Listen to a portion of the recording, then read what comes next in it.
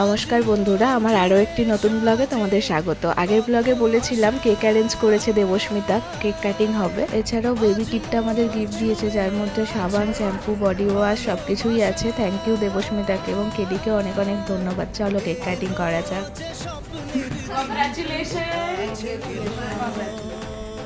আমি যখন রিলস দেখতাম বা অন্যদের ভিডিও দেখতাম, তখন মনের মধ্যে একটা সুপ্ত আশা থাকতো এরকম একটা সেলিব্রেট হবে বেবি হওয়ার সময়।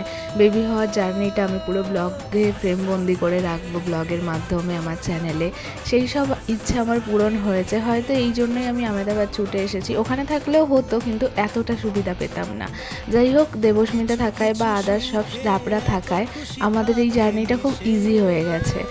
আর আমি কেকটা কেটে একে একে খাইয়ে দিচ্ছি। আমাদের দুজনেরই কেক কাটার কথা ছিল, কিন্তু রাজীব যেহেতু ওকে হোল্ড করে আছে, সেখানে ওর পসিবল না। তো আমরা এবার কিছুক্ষণের মধ্যেই ওকে নিয়ে বাড়ি যাব। আমরা খুব এক্সাইটেড বাবা মা হিসাবে। সত্যি সময় কত তাড়াতাড়ি কেটে যায়। এই মনে হলো সেদিন আমাদের বিয়ে হলো। 5টা বছর, 5.5টা বছর যে কিভাবে আমরা একসাথে কাটিয়ে ফেললাম বুঝতেই পারলাম না।